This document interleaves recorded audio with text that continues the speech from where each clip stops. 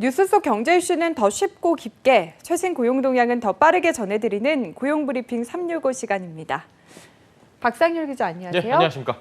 네, 오늘 어떤 이슈 가져오셨나요?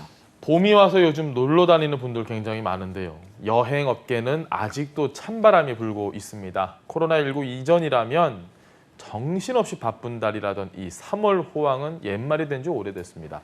수익 대부분을 차지했던 단체 여행 엄두도 못 내고요. 4인 맞춤형 패키지 등을 내놔도 코로나19 확산 우려에 고객들 반응 시원치 않은 상황입니다. 더군다나 지금 최근 재유행 우려가 나오는 상황이다 보니까 이제 버티다 못해서 결국 짐을 싸는 이들이 더 많아지고 있다고 합니다. 오늘 이슈팩에서 한번 다뤄보도록 하겠습니다. 네, 여행업계가 어려워진 게 이제 1년이 넘었잖아요. 예. 최근에 정말 이제 더는 못하겠다 이런 여론도 많은 것 같아요. 그 전에 나온 건 곡소리라면 이제는 못하겠다 소리가 나올 수밖에 없는 상황입니다. 주요 4대 여행사에서 짐을 싸고 나간 직원만 600명 수준에 가까운 것으로 나타났습니다. 이 금감원 전자공시 시스템에 따르면 주요 4개 여행업체의 지난해 종사자 수 3,719명이었는데 전년도 13.7% 줄어든 수치입니다. 한때 업계 3위였던 이 자유투어는 사실상 폐업 수준입니다. 총 직원 수가 132명에서 27명으로 79.5%가 줄었기 때문입니다. 업계 전체가 지금 잠정 휴업에 들어간 탓인데요. 이 필수 인력을 제외한 업계 직원들이 지난해 반년 이상 무급 휴가에 들어간 상황에서 버티기가 이제는 더 힘들어진 겁니다. 네, 뭐 직장을 떠났든 남아있든 모두가 속이 불편한 상황인 것 같네요. 맞습니다. 남아있는 사람이라고 해서 다행이다라고 생각할 수 있는 상황이 아니고요. 그분들도 당장 연봉부터 뚝 하고 잘려 나간 상황입니다. 업체별로는 여행업계 1위 하나투어. 이 하나투어의 지난해 직원 평균 연봉이 1,800만 원에 그쳤는데 지난 2019년 3,600만 원과 비교하면 정확하게 50% 감소한 겁니다. 상황이 이렇다 보니까 여행업 종사자들은 생활비 감당을 위해서 아르바이트까지 나선 상황입니다. 네, 업계 1위인 하나투어가 이 정도면은 다른 후순위 여행사들은 더 심각하다, 당연한 얘기인 것 같습니다. 연봉이 가장 저희가 체감 가는 걸 건데요. 업계 2위 모두투어 또한 마찬가지입니다. 평균 연봉이 2,300만 원, 2019년보다 47.7% 줄었습니다. 업계 3위 노랑풍선의 직원 평균은 1,759만 원, 무려 52% 감소했습니다. 이건 그나마 나은 상황이라는 게 더 놀라운 현실입니다. 자유투어는 지난해 3월부터 인력 구조 조정을 실시해서 대구와 부산, 광주 등은 물론이고 지난해 10월부터는 서울 본사 사무실도 모두 비운 상황입니다.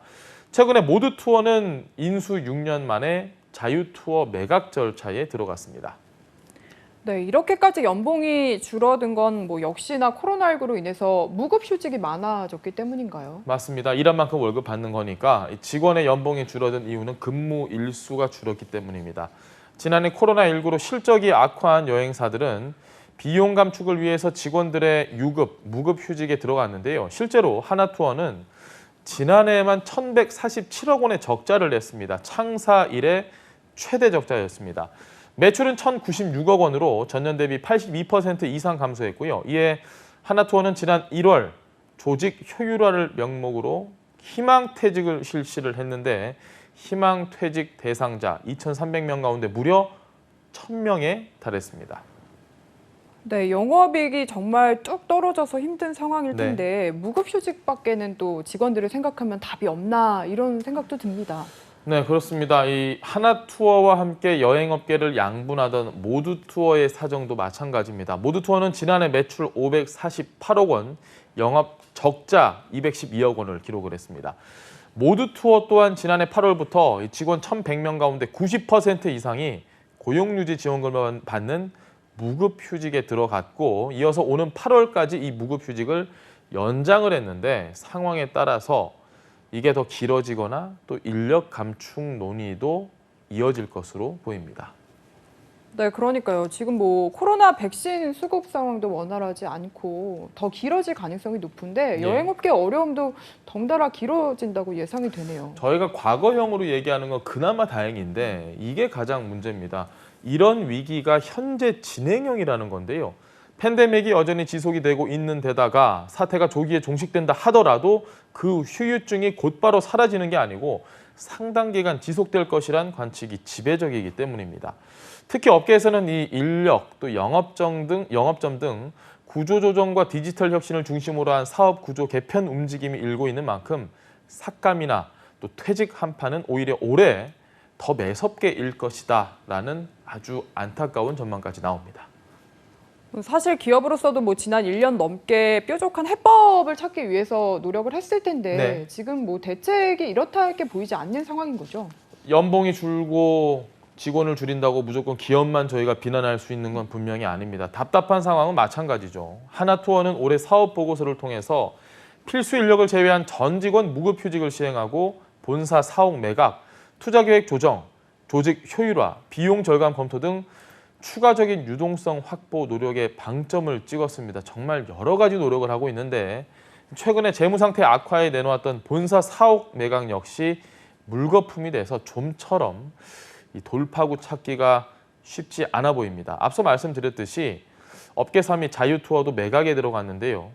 밑 빠진 독에 물 붓기식으로 계속해서 지금 정상화를 하기 위해서 투자를 했지만 결국엔 되돌리지 못한 겁니다. 하지만 적자 누적이 큰 만큼 매각 성사가 될지 이 역시도 아직까지는 미지수입니다. 네, 결국에는 백신 접종에 희망을 걸어볼 수밖에 없을 것 같은데 예. 뭐 집단 면역 비율이 높아진다면 앞으로 숨 쉴 틈 정도는 생기지 않을까요? 저희가 뭐 안타까운 소식만 또 전해드리지만 항상 보면 끝에 좀 긍정적인 얘기로 다시 바꾸긴 하잖아요. 예. 그나마 위안인 게 백신 접종이 속도를 내고 있습니다. 세계 각지에서 해외여행을 다시 재개한다 이런 움직임도 커지고 있다는 겁니다. 백신 여권 추진도 본격화하고 있고요. 코로나19 방역에 성공한 나라들끼리는 우리 이제 좀 서로 자유롭게 여행하자 이렇게 해서 격리 기간 없이 여행을 허용하는 트래블 버블도 기지개를 지금 켜고 있는 상황입니다.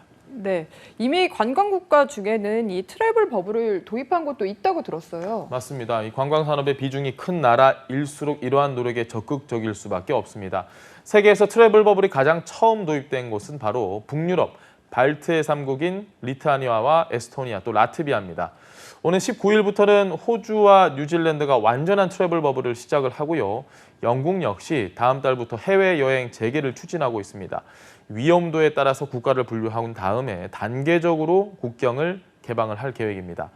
백신 접종이 속도를 내면서 이 트래블 버블에 합류하는 국가는 앞으로 더 늘어날 것으로 전망이 되는데 막막했던 여행업계, 숨통이 트이긴 하겠지만 지금까지 입었던 이 내상들, 이걸 치료하는 데는 상당한 오랜 기간이 걸리고 후유증도 굉장히 클 것으로 보여서 대책 마련이 필요한 시점입니다. 오늘은 뉴워드 대신에 이 특별한 설문조사 결과를 제가 하나 들고 왔는데요. 물어봐 주시겠나요? 예, 특별한지 네. 들어보도록 하겠습니다. 예. 어떤 설문조사인가요?